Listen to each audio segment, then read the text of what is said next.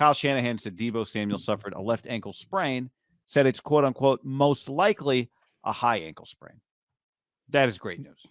But they're bad. I mean, that can knock you out for a month. Like that could be his regular season. Could be. But I would say if you asked me to bet, does Deebo come back and play at 65%? I would say yes. Not necessarily this week, but at some point, I think it's more likely than not, even if that's the injury, that Deebo returns for this team. Would you agree with that? I do think the high ankles. Remember, Mike Williams had a bad one, came back, fell on it one time, and then boom, missed a couple more games. It's really sensitive. I'm no doctor, just Cal Poly, Fresno State guy. I think doctors say sometimes they can be worse than a break. Now, we got to see the severity of it. Right. Because it can be a tear. You would always take a high ankle sprain, again, not a doctor, over an ACL. I know that. So I think when he was gone, they immediately announced knee, and he's on the cart crying. I was pretty somber there for like 10 minutes, just thinking like, this sucks. I mean, he's going to miss. It wasn't just that his season's over with an ACL, but it's like, that's a long for a guy, bigger guy. That's just a tough. It put me in a fuck, I'll be honest. Deebo, a big rehab guy for 8 months. Like, I started doing the math. I'm like, I don't love where this is headed for the next 8 months. You thought like 2024 will be the year when he looks good again? Well, I just thought, it's just a monotonous thing. You got some time on you can eat. It's just.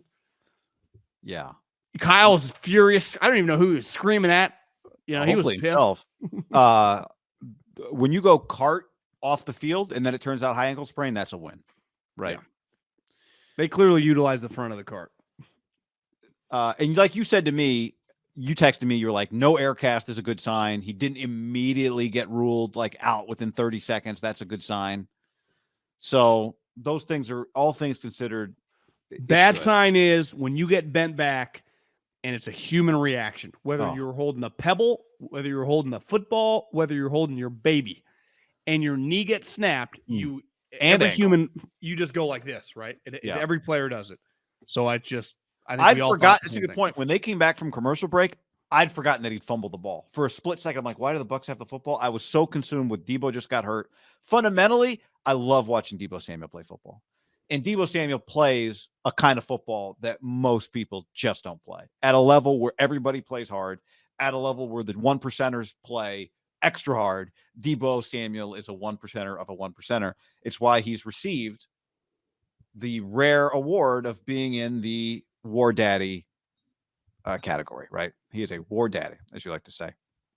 And after he got hurt, somebody tweeted at me and you, because they knew what I was thinking.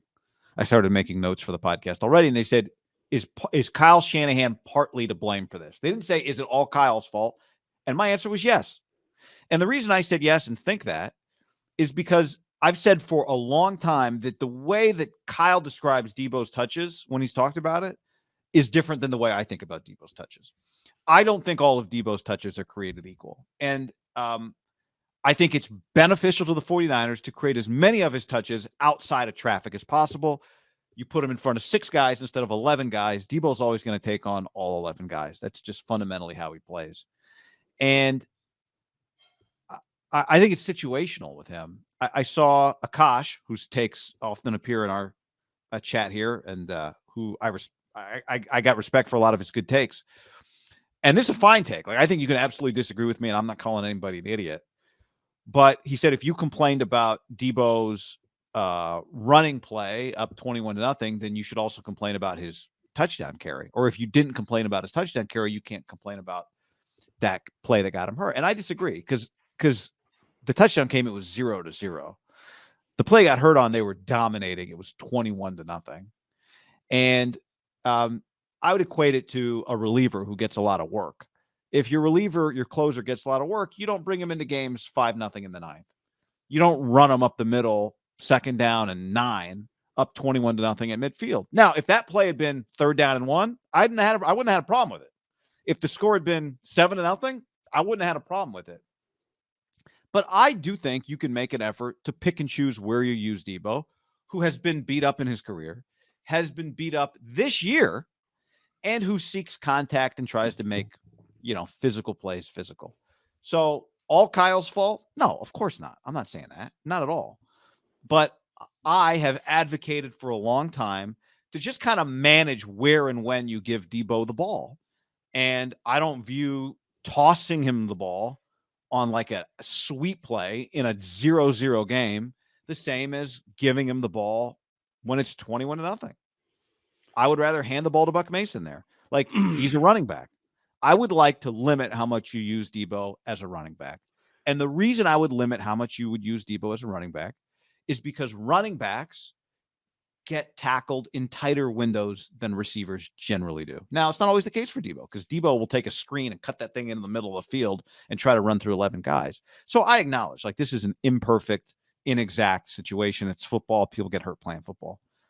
But I've said for a long time, it's not hindsight. If you're new here, I've said this a lot.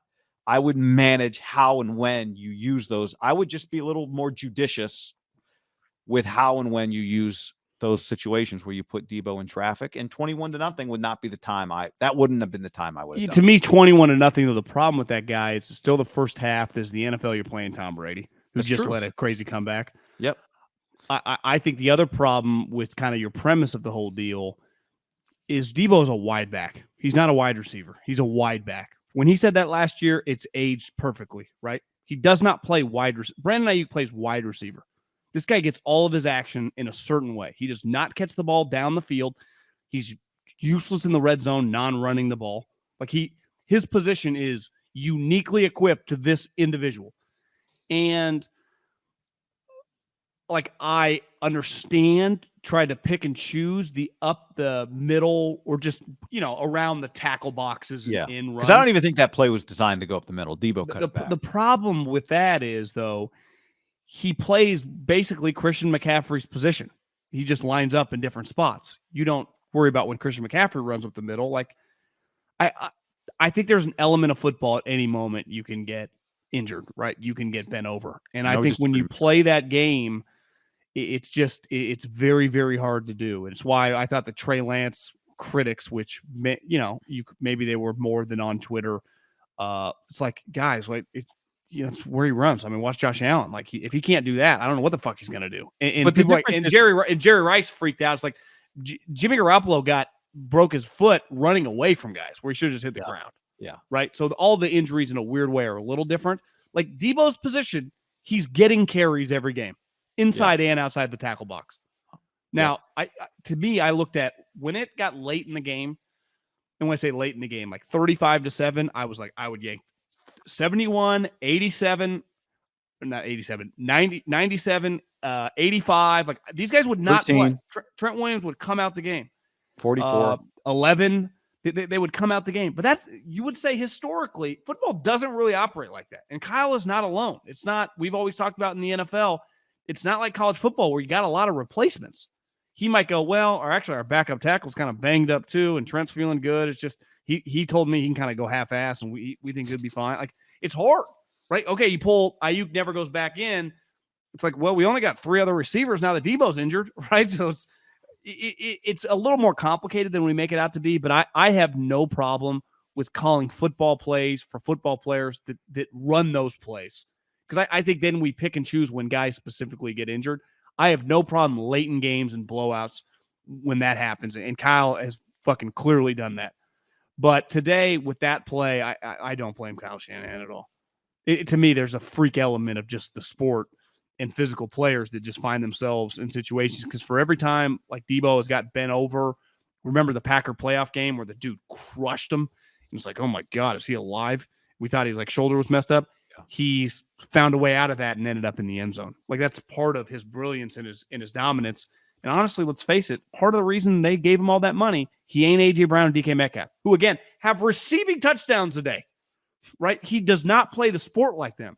Yet to the Niners, he's like equally as dominant for what they need as those guys are to their teams. And Seattle, you remove DK. Obviously, with Philly, you remove AJ, they'd be fucked. You remove Deebo, they're not necessarily fucked because they have more reinforcements, but he's a huge reason if they are going to be prominent in the playoffs. If he would have torn his ACL, let's say, worst case scenario that we all thought, I started thinking, like, even with Brock Purdy playing like this, it's going to get a lot more difficult winning playoff games. Did that cross your mind? Like, removing him the rest of the season is a problem. Yeah, absolutely. Yeah. It's part of why I was so pissed. And this is where I everything you said there is logically, I think because you're not alone. Like part of the reason for I think more people question agree coming with me up just is based on. But part of the reason this conversation, like it's just kind of out there in the ether. Like Kyle's put this situation because this player, and maybe a little bit with Trey Lance, but Trey Lance has nothing in common with. And I'm not trying to be mean to Trey Lance, but Deebo's an elite NFL player. Like Trey Lance might suck. Hope he doesn't, but who knows, right? And he got injured doing the few plays that he could function at. Deebo Samuel can do more stuff, but there are things that he can't do that most people, quote unquote, at his position can. So he just gets the ball a lot behind the line of scrimmage, and a lot of times behind the line of scrimmage end up in more physical tackles. So even on those screen plays, guy, aren't they a physical thing where he catches it and hits it right away? Yeah, absolutely. Now, generally, that play has 4 people tackling you, not everybody tackling you. You're not trying to run through everybody. But every time Deebo gets the ball in a crowd, it's a risk. Anytime anybody gets the ball anywhere on a football field, it's a risk. I agree with that. This is just football. But I think when Deebo gets the ball in situations like this, you are putting, you could argue, your most important player in a risky situation. I hold my breath every time Deebo gets the ball in that spot. Sometimes, actually more often than not, he makes a great play, and he certainly scores a touchdown more than he gets hurt. He doesn't get hurt that much. Scored one today in a 0-0 game on an outside toss. When the toss first happened, it felt like, oh, this is going to be 6-7 yards, right? Well, I felt good about Kittle out there in front. It was to me, that play was a different way to get the ball to Deebo. I don't know that we've seen. I'm not arguing that. That's the outside runs and the pitches where he's headed toward the sideline are less physical than the toss up the field. To me, it'd be similar to. Part of it is the defensive linemen, when they hold on to you, usually don't get out, where sometimes he can break DB's tackles, right? Like a defensive tackle grabs onto him, and I'm not sure exactly who grabbed him. He is more likely to be held up straight and then guys hitting him on between the tackles. And I also think the type of run, like this is where partly it happens. McCaffrey takes the ball, runs. Somebody tweeted me, like, why is McCaffrey's touchdown run different than Deebo's run? Well, fundamentally, just the run is different. The way McCaffrey hit that hole in a straight line with momentum, the tackle, even if he gets hit 2 yards past line of scrimmage, is going to be different than what Deebo did. Was he took that play left, plants, tries to cut it back against the grain. He's got very minimal forward momentum. I think you're at greater risk to get stood up and bent backwards than if it was just a straight kind of downhill run. It was not the play that Deebo got hurt on was not a downhill run from him because he cut it back. But I think every time he gets the ball in those spots, it's a little bit of a risk. You are using a pitch. And the question is, do you have to use that pitch right here? My preference, and this is not me reacting that Deebo got hurt today. I've said this for a long time. I would be more careful with when I use those plays for Deebo than Kyle Shanahan is. Now, maybe you're right and Kyle's right. Hey, I have to either call this game the way I would call any game, regardless of the score. I have to treat Tom Brady at 21-0 like it's 7-0, or I don't give the ball to Deebo. Those are my only 2 options. There's no in between. I can't drive this car at 60 miles an hour. It only works if you drive at 100 or you just decide we're going to park the thing and we're not going to drive it at all. That's a legitimate take. My opinion is at 21-0 on 2nd down and 9 at midfield, I go into the whole thing kind of thinking like the way if you play video games and you get the turbo boost, I would not just hit turbo every time Deebo gets the ball because Deebo's going to hit turbo. I would be more careful about when and where he gets the ball. Now, maybe the point is you just can't play a football game that way. That's always been my take on Deebo, though. And to me, 21-0 in that spot, I'd give the ball to Buck Mason there. Give the ball to McCaffrey there. Whatever. But that's specifically in that situation, when you know how important he is to your team and you're trying to get away with this one. Look, Shanahan's coached a lot of games just trying to get by with Jimmy. So let's not act like he's got to call every game 100 miles an hour or nothing, because that's not how he's called the game with Garoppolo. Well, he's calling the game now Purdy like that. Yeah, but like he's called games like let me mitigate damage and manage this thing to the finish line. What if he's like, hey, motherfuckers, that's not who I am. This is me. I'm Matt Ryan, Atlanta Falcons up 28-3, going for the jugular. That guy's back. But he has called games at 65 miles an hour before with Jimmy. He's done it all the time. He's like, I don't want to play like Jamie Moyer, bro. I want to play like Syndergaard and DeGrom. That's how I want to fucking throw. So, and again, I want to reiterate. I also think you got to factor in there.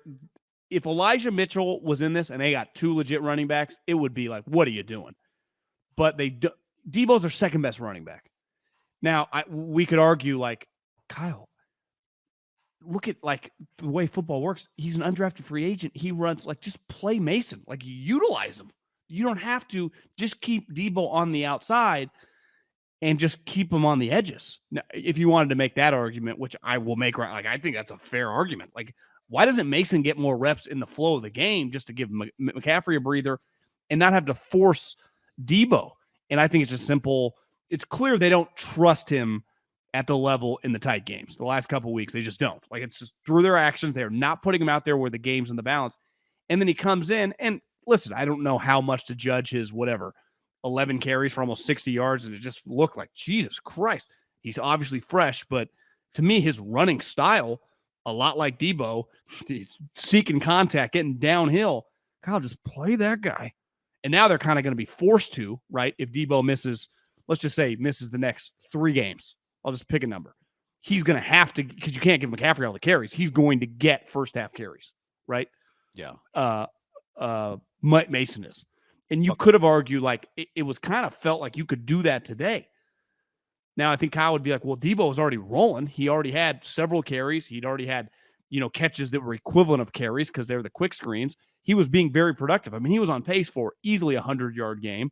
Who knows? Maybe he gets another touchdown in the game. Like, he's one of our best players, one of our highest paid players, and he's rolling. I get him the ball. This is what we do. We get 19 the ball. I understand. And if he had broken that thing for a touchdown, we wouldn't be having this conversation. But I know, or just got a normal tackle and hit the ground. Yeah, but again, I would still feel the same way had that play occurred. In that, I hold my breath every time you put him in that spot, because he does. It's not as if Deebo's never gotten bent backwards or never been banged up or hasn't been banged up this year. It just, to me, is always a risk, which is part of the sport. You take a lot of risks. I view it as an unnecessary one. Well, his style, let's just compare him and McCaffrey as running backs. Deebo has a little like Barry Sanders in him in the sense of, I can keep this thing alive, but in a physical manner. Like, he's got like Barry Sanders, like, I can make this guy miss to then run this guy over with like Zeke, right? Because he's like, I can keep plays alive, but I can run through a guy. Where McCaffrey, having not been super locked in on the last couple of years, has got a little Frank Gore to him. Like, I'm not trying to set the world on fire every single run, like at the end of the run, right? Like, as the guy's taking me down, like, if I'm not going to break this tackle, I'll go down. Now, in the open field, if I can stiff arm a guy like he did on the touchdown run, but McCaffrey's not looking to, like, I'm going to break your helmet chin strap on this play, where Deebo and Kittle have that. And Kittle in the open field, no big deal, because a lot of times he's catching the ball over the middle. He's got a little space and he can kind of load up. Deebo is doing a lot of this. Like, sometimes even on the screens, you're like, he disappears for a second. There's just so many bodies around. He just plays with fire a lot in the plays that he runs, which ultimately are the successful plays that he has. I just think it's kind of a catch-22 with him. With the good eventually come the bad. I just think it's what makes him so unique. I saw AJ Brown tweet, because clearly they're all kind of 3 tied together, AJ, DK, and Deebo, like this ruins my night. Like, obviously he had a sweet day. He scores another touchdown. And he sees, I watch AJ Brown. He's catching all of his shit down the sideline, right? He's just, his harm's way. 1 or 2 people can tackle you in that situation. Yeah, and I would say that every time that he's on the outside, that DB is smaller than him. Yes. Most of the guys that tackle Deebo are bigger than him. Linebackers and defensive linemen for sure. If you are watching this video and you agree with John, subscribe to the channel. If you agree with me, like the video. Let me get a couple comments here. Tom, like criticizing let me just read this one real quick and then make your point. Criticizing a coach for using his players to their best ability in the second quarter is farcical. Good word. Go ahead. Sorry. Do you think Jerry's going to lose his privileges, or he just got a little cocky there with his Instagram post? Jerry Rice. Yeah, was he not sitting in the first row pushing goat juice? I'm surprised he had a hand free. Well, the real goat's there. Can you push goat juice when Brady shows up? That's true. It's hard to push goat juice when Tom's there. That's a very good point. No, somebody said to me, like, you're just you correct me if I'm wrong, or my guess is it's different when you're being paid millions of dollars to make these decisions versus just having this take on a podcast. And I'm like, yeah, well, if I was my take was, if I was Kyle Shanahan, if I was one of Kyle Shanahan's assistants, I would say that in the meeting. I think we should be careful. I think we should pick and choose our spots about Deebo. but I'm not. So the only place I can do it is on Twitter and on my podcast. So that's that. It sounds like you got into a war zone though. I got into a war zone. It's fine. Like more people agree with you than agree with me on this topic, which is fine. The reason I feel confident in sharing my take, even though I fundamentally agree with a lot of what you said and what a lot of people are countering, like it's hard to manage a football game. It's just football and people get hurt playing football. I fundamentally agree with that. The reason I'm so confident in sharing my take in this one is because I've said for a long time that I think that I disagree a little bit with Kyle about Deebo's touches and that I think they should be careful about how often they use. I think there's a limited number of bullets in the gun with Deebo as a running back. And I would be a little more careful than I think they are with it. But, Kyle might say, if you were here, I am careful with Deebo's touches. Like, if it were up to me, if you told me Deebo will never get hurt, I'd run him 17 times a game. But I'm careful about it. He might say that. Well, if they hadn't done the McCaffrey trade, Deebo's usage last month would have been way higher, correct? Especially once Elijah got hurt. Yeah. It would have been skyrocketed. Yeah. Now, we're going to have to see more Jordan Mason, which I think he's deserved more time. And I've been around these coaches, and some guys are more likely, you and I talked about it before we hopped on, pull up a Chiefs box score this year. And beside Kelsey, it could be any number of cast of characters. For a lot of coaches, they just ride their guys.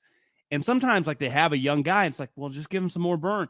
And that's where, when you read these stories throughout the year and when you see blow-ups, the front office and the coaching staff aren't on the same page. Because a lot of times the front office, use this guy.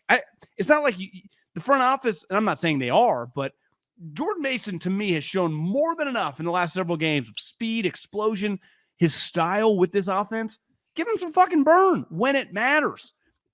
Not just to get him to succeed, to give these guys a breather and to take their pounding off. But they just will not play him when the game's like the true pounding's happening, right? Because in the second half, clearly the Bucs kind of, I'm not even counting it quitting, but the game it's like, what are they doing this for? Actually, he had a season and career high 11 carries today. Well, I know. Well, he played a shitload because the game was over. And what if he would have got 15 carries and 5 of those would have been mixed throughout in the second quarter, instead of when he wasn't going to run it, Deebo was becoming the running back.